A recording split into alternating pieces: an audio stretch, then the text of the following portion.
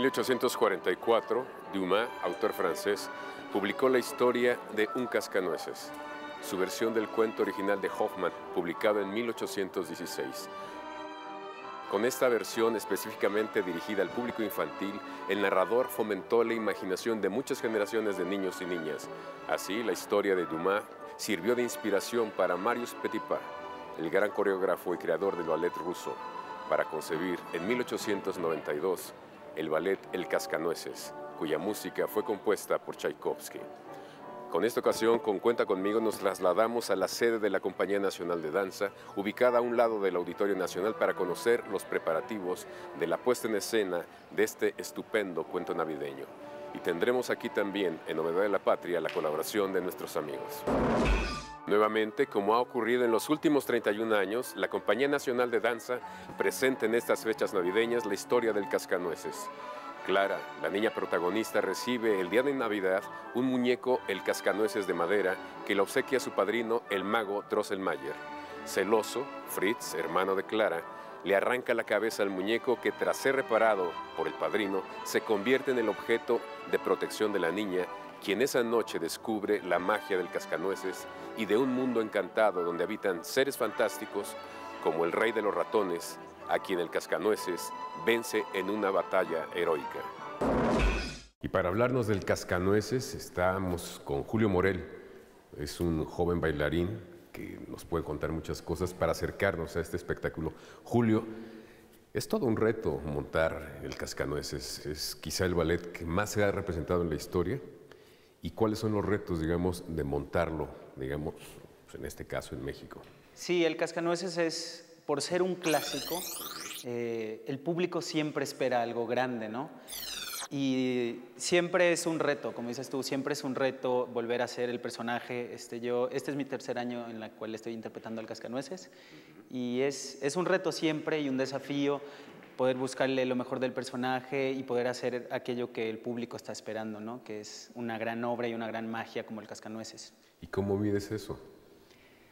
Tenemos una preparación anterior con los maestros de ensayos y también donde trabajamos los personajes, o sea, sí hay todo un trabajo antes de llegar a las funciones. Y entre la primera función, digamos, y la cuarta, ¿se ha modificado esto? Bastante, sí, bastante, en todo. En la música, porque estas funciones son con orquesta en vivo, entonces uno nunca sabe cómo va a llegar, por ejemplo, el maestro, ¿no? Un día te puede tocar más lento, otro día te puede tocar más rápido, entonces también va cambiando en la dinámica. Sí, en la repercusión de los pasos. Y igual en el personaje, ¿no? Un día puedes decir, ay, quiero hacer este brazo, o quiero hacer esta cabeza, o sientes una emoción y lo interpretas diferente. Entonces, sí, va cambiando, ¿no? El arte es un poco así, como que nunca es igual. No, nunca es igual. Y es lo bonito y también la magia del Cascanueces, de que cada público lo va a sentir diferente. Es diferente, claro. ¿Lo percibes en forma de aplausos, por ejemplo? Sí, totalmente, y también en la emoción. ¿Te impulsa, te empuja a seguir? Sí, el público modifica. Sí, cuando uno... Es una conexión, ¿no? Que se siente de momento y enseguida cuando has conectado con el público, y eso es lo que te lleva como a subir más o a mantenerte o a ver cómo puedes seguir. Hay todo un trabajo porque es contar una historia, ¿no? Es un cuento y entonces tiene que haber un trabajo en conjunto. Totalmente, ¿no? Desde el primer acto, en donde es la fiesta de los padres, tiene que haber una conexión y contar la historia de qué está sucediendo, de que es una fiesta, viene el mago Drosselmayer, que hay un regalo, entonces sí tiene que haber una conexión de todos para poder contar esa historia. ¿Me estás diciendo entonces que es un cuento, es una historia? Sí, es un cuento. Es una puesta en escena de teatro también. Sí, pero totalmente. No sí, no hablamos. Hablan con el cuerpo. Con el cuerpo.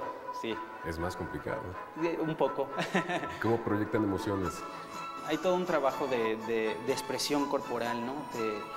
Tenemos años en las escuelas donde trabajamos la técnica, porque también eso es muy importante para poder tener esa expresión corporal y esa libertad de movimiento. Uno primero tiene que tener la técnica, claro. ¿No? Porque a lo mejor tienes esa expresión, pero si no tienes la técnica, te puedes caer, el paso no es preciso, pero si uno tiene esa técnica, ya uno puede darse ahora sí que el lujo de hacer ese trabajo de expresión corporal o de movimiento o de sentimiento como tal, ¿no? Y a veces es un poco muy individual de cada quien. Mi cascanueces no es igual al cascanueces de mi compañero, o la clarita de una niña a otra también cambia bastante. Esta coreografía originalmente es de Nina Novak, pero durante los años ha tenido varios cambios, porque antes la compañía era más chiquita, ¿no? Entonces eran 45 bailarines, hoy en día somos 70, entonces el maestro Carlos López, entre otros maestros, hicieron una adaptación de lo que es el Cascanueces hoy en día, y es totalmente un trabajo creativo, ¿no? Esta escenografía, que es una nueva escenografía desde el año pasado, es de Jesús Hernández, y los vestuarios son de las hermanas Figueroa. Entonces es un trabajo de ellos, en conjunto de escenógrafo, con vestuaristas y coreografía, ¿no?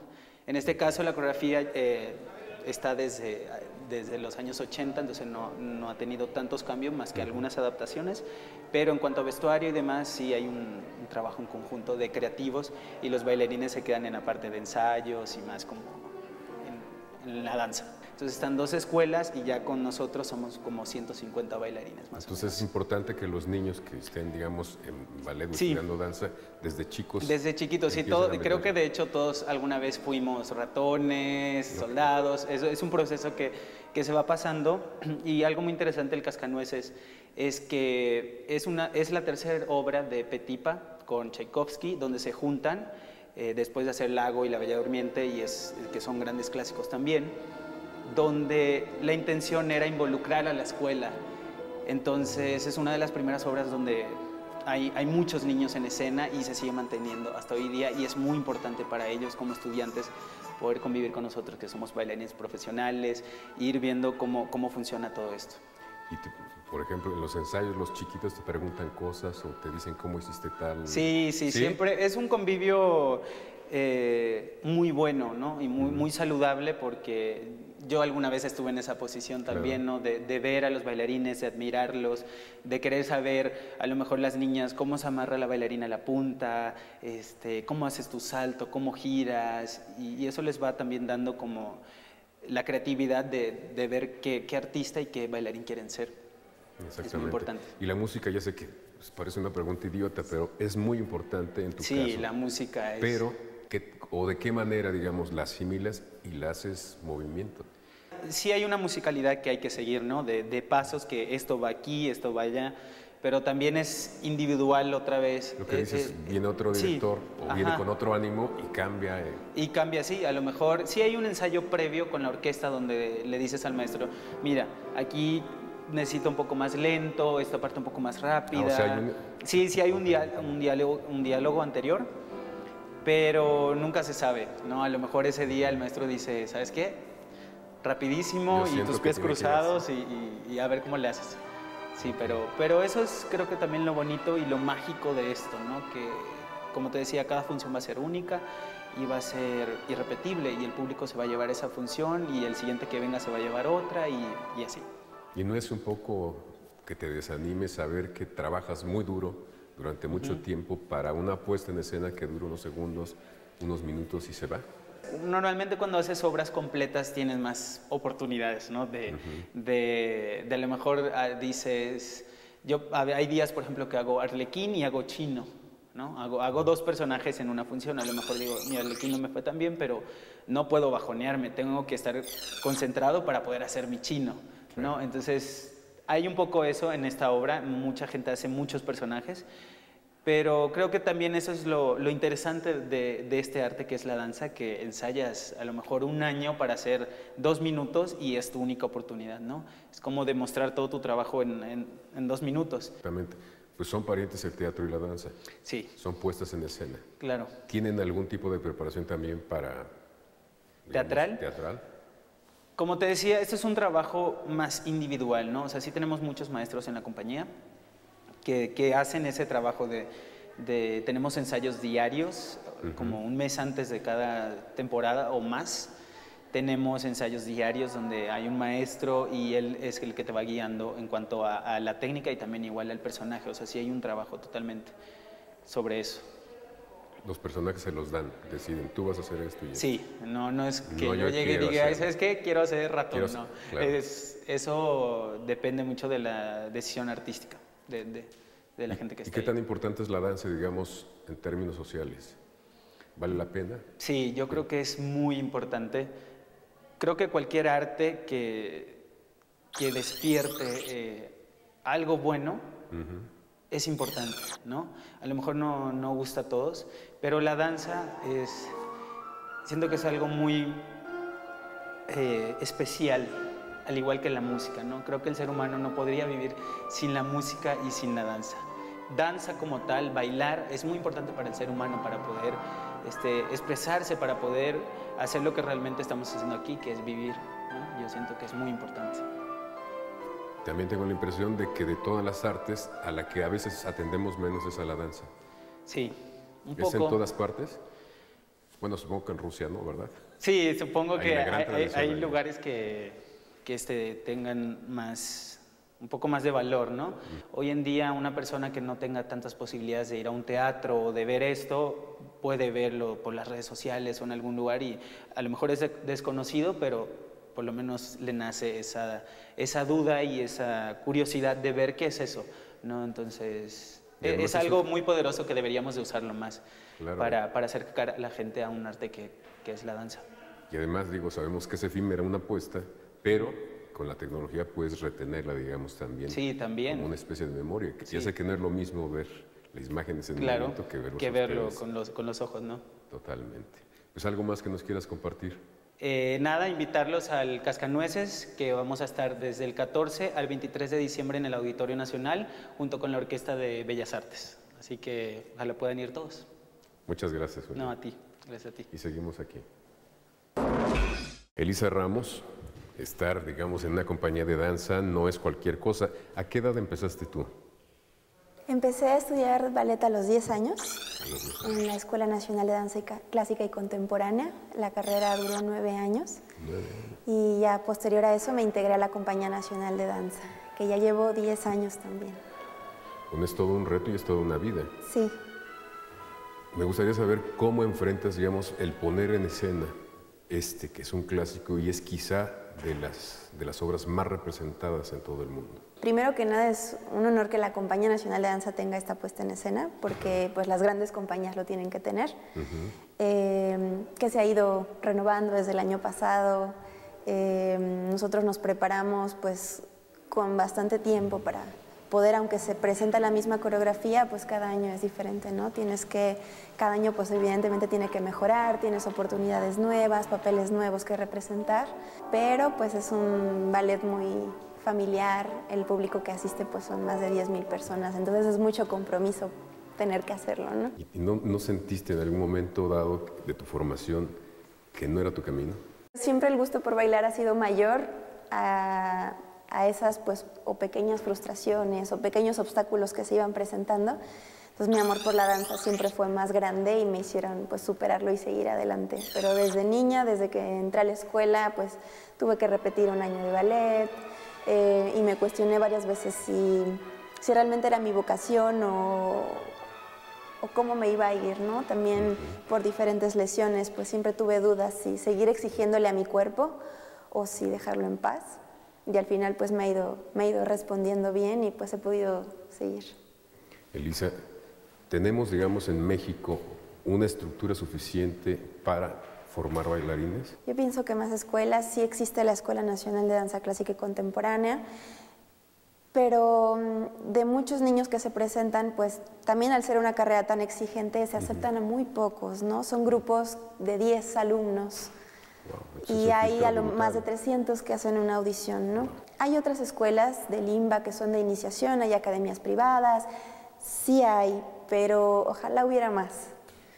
Y socialmente también yo creo que tenemos algunas telarañas en la cabeza porque decimos, ¿vas a dedicarte a la danza? Claro, es muy cuestionado, incluso entre amigos, entre familia, o en cualquier lugar te preguntan, eres bailarina, pero ¿y qué vas a estudiar, no? O sea, sí te paras de puntitas, pero ¿y qué vas a hacer de tu vida, no? Y pues es decirles, yo estudié una licenciatura en danza y es igual de válido que las otras profesiones, ¿no? Y también está bien si alguien quiere bailar de hobby, también está muy bien. ¿Cómo sensibilizarnos más? Porque somos bastante ignorantes en ese sentido. Hay países que, digamos, que nos llevan ventaja, Rusia, por ejemplo. Sí, ¿no? claro, que son países que tienen una tradición de ballet mucho más grande que México. Y creo que México ha ido logrando paso a paso, sí ha ido creando esta conciencia, pero se puede hacer mucho más. No solo asistir a una función, sino también hay pláticas, también hay muchas cosas que se pueden hacer, pero hay que también buscarlas, ¿no? No pueden llegar nada más a uno, hay que empezar a buscar y generar todo esto. Y la mayor parte de las opciones están en la Ciudad de México, supongo. Sí, la mayoría. Hay varios grupos en otros estados de la República, pero la mayoría todo está concentrado aquí. Oye, Alicia, bueno, inviertes mucho tiempo de tu vida para estudiar. Sí. Inviertes muchos meses para poner una puesta en escena o formar parte de ella. ¿Y no sientes un poco raro que es como construir un castillo en el aire que al construirlo se disipa? Es duro, es una carrera que se le invierte mucho tiempo, mucha fuerza, porque pues sí es un desgaste físico y emocional bastante grande. ¿Emocional? Tu cuerpo es la herramienta de trabajo. Y hay días que tu cuerpo dice, pues hoy no quiero, ¿no? Y es cómo te exiges y es mucha presión porque son pocas las oportunidades que llegan y somos muchos bailarines esperando esa oportunidad. Nosotros somos muy exigentes con nosotros, nunca estamos lo suficientemente bien, siempre queremos ser muy perfeccionistas y no solo es uno, sino también es el ojo del ensayador, del director, de otro maestro, del público. O sea, siempre hay alguien que te está pidiendo más, ¿no? Siempre es una lucha constante con uno mismo y con los demás, que pues también llega a ser desgastante. Entonces vas aprendiendo poco a poco a manejar todas esas situaciones y se vuelven menos pesadas que cargar, pero pues sí existen. ¿Y tus mayores logros, tu mayor felicidad o tus momentos más felices? Mis momentos más felices, el reconocimiento pues del público que te hacen sentir que todo valió la pena, ¿no? Y que lo volverías a hacer 100 veces. Para mí estar en el escenario es la mejor sensación que hay. Hay mucha comunicación entre ustedes, obviamente, entre los bailarines, sí, con los músicos y con el público. Sí, nosotros no siempre somos los mismos, también hay rotación de bailarines, pero a lo mejor si el año pasado te tocó bailar con Rodrigo, ahora va a ser con Pedro, yo no sé, o sea, siempre, y la relación con la persona que estás bailando también tiene que ser mucha, porque al final no van a bailar Pedro y María, sino que van a ser la pareja, ¿no? Entonces, lo que les salga bien a uno es un trabajo de los dos. Y también la comunicación con toda la gente que está creando toda la atmósfera, que no solamente son los bailarines, sino para que todo eso suceda están los técnicos, el iluminador, el jefe de audio, o sea, es todo un equipo que no se ve, pero que hace posible toda esa magia de la función. ¿Se gana bien? ¿Les pagan bien a los bailarines? Sí, se puede vivir bien. ¿Se puede vivir? Sí, es muy corto, desafortunadamente. ¿Qué tan corto? Pues es una carrera que dura, si te va bien, cerca de los 40 años. Depende, por ejemplo, en las mujeres, en qué momento, si decides tener hijos, si no. Hay quien puede volver después de los hijos, pero hay quien no. Por eso se empieza tan chiquito. Por eso hay que empezar a los 10 años, porque hay que preparar el cuerpo para que aguante todo de una vez, todo en un jalón. En el Cascanueces has estado varias veces puestas en escena, ¿no? 19 años en el Cascanueces. 19 en esta versión del Cascanueces. Wow. ¿Cuántos personajes has sido? Todos. He hecho desde que porque en esta puesta participan los niños de la Escuela Nacional de Danza y la Academia de la Danza Mexicana. Con la Orquesta de Bellas Artes y la Compañía Nacional de Danza. Entonces, desde que yo estaba en la escuela participé de ratón, de angelito, de bombón, de soldado, todos los papeles que pueden hacer los niños, yo estuve ahí. Y pues también hice Clarita, la principal de la historia. Y después cuando entré a la compañía, pues me tocaron puros papeles nuevos, pero repetí Clarita. Ya como bailarín profesional ya empiezas a tener otros detalles y otras calidades que antes como estudiante no tienes. No sé, me da la impresión que a veces viven como muy aislados, ¿no? Todo tu mundo es tus amigos de aquí. Sí, de hecho varios de los que empezaron conmigo a los 10 años están aquí, entonces son como mi familia.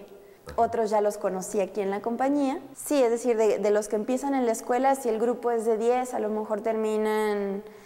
Hay grupos que les va bien que se gradúan 5 Hay donde se gradúan 2, hay donde se gradúa 1 o hay donde se gradúan 7, no sé. Pero cuando también ellos empiezan a dar cuenta de lo que implica ser un bailarín, también se van enamorando de la carrera y te dicen, sí, ve. ¿En tu caso cómo fue? ¿Les dijiste, quiero aprender a bailar? No, en mi caso empezó mi hermana a bailar. Yo era gimnasta. Desde pequeña yo era gimnasta.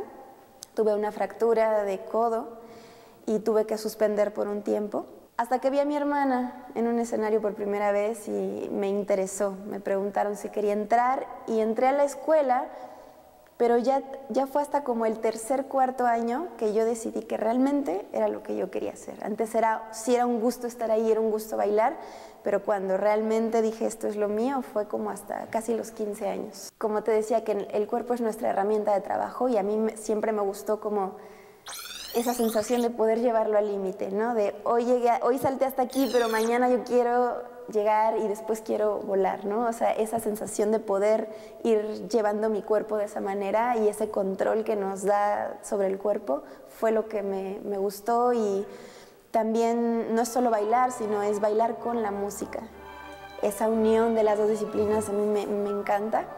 Y es muy complicado, pero es muy bonito, ¿no? Y entonces un día puede ser una princesa, pero al otro puede ser, no sé, una loca o una muerta, o puede ser Cenicienta. O sea, pero cuando uno ya le imprime el sentimiento y el personaje es cuando se empieza a contar la historia y es cuando logras que el público que lo está viendo sienta algo. Sí, claro, y saber que hay a lo mejor niñas que nos están viendo, que gracias a esa función dicen yo quiero ser bailarina, que fue también a mí como parte me pasó, viendo a mi hermana y unos años después viendo a una primera bailarina, Tigui Gutiérrez, que se estaba retirando, verla en el escenario, fue cuando dije yo necesito hacer eso. Y tú que me dices que conviven con los chicos, los niños que empiezan, ¿hay comunicación con ellos? Sí hay. Una vez yo fui como ellas, ¿no? Entonces ahora se invierten los papeles y también trato de ser con ellos como a mí me gustaba que pues los grandes fueran conmigo, ¿no? También... ¿Y te preguntan cosas técnicas o algo así? Sí, también. ¿Cómo lo hiciste? ¿Y cómo haces esto? ¿Y cómo haces para subir la pierna? ¿Y cómo te abrochas las zapatillas? ¿Y por qué las cosas así? Y uno como niño pues sí lo agradece mucho porque al final son los modelos a seguir, ¿no? De los grandes. Antes pues únicamente tenías las herramientas de tu salón de clases con tu maestro y tus compañeros. Y la puesta en escena que montaban y se acabó. Y ya. Okay. Ahora, creo que justo con todas estas redes sociales y todo lo que hay en internet, ahora es muy fácil enriquecerse desde su casa, ¿no? O sea, puedes estar en tu casa y viendo videos de ballet porque... ¿Tú ves videos de ballet? Sí, claro, porque se aprende mucho. ¿Todo el tiempo? No todo el tiempo, pero sí veo, sobre todo cuando estoy preparando un papel, me gusta ver cómo lo han interpretado otras personas para yo enriquecer lo que estoy haciendo, ver qué me gusta, qué no me gusta. Claro. Ya la danza va evolucionando todo el tiempo, ¿no? Ya no es como era hace 100 años. Entonces, también viendo lo que se está haciendo en todo el mundo, te obliga a ti a mantenerte como en el nivel, ¿no? Y qué se está haciendo, qué ya no se hace. ¿Pero se ha cambiado eso. Entonces? Sí, claro. Mucho. Claro, la preparación de los bailarines también cambia, los físicos han cambiado, las formas de enseñar han cambiado, las escuelas, todo se va modificando, no nos podemos quedar, obviamente se respetan las bases. Ahora hay bailarines mucho más versátiles, con unos cuerpos, o sea, físicamente son muy distintos las maneras. Antes un bailarín solo se entrenaba en clase de ballet. Ahora hay muchas opciones para mantenerse entrenado que la clase de ballet ya no te da. Ahora, por ejemplo, para preparar X-Roll, nosotros cada uno encuentra que le funciona, pero vas a yoga, vas a pilates, vas a gyrotonic, cosas que antes no, herramientas que antes no había. Pues algo que le quieras compartir a las niñas que quieren acercarse a la danza. Que lo hagan, que lo prueben. Aunque no sea de manera profesional, que le den la oportunidad a la danza, porque les va a dar muchas satisfacciones, ¿no? Ayuda a la coordinación, a la musicalidad, a sentirse, es un entrenamiento muy completo y es una carrera muy bella, que sí es cierto que es difícil, pero sí realmente es una carrera que te da muchas satisfacciones a cambio. Y a la gente que no estudia ballet, que también se dé la oportunidad de ir a un teatro y ver ballet. Pues muchísimas gracias. No, ¿de qué? Y mucha suerte. Gracias.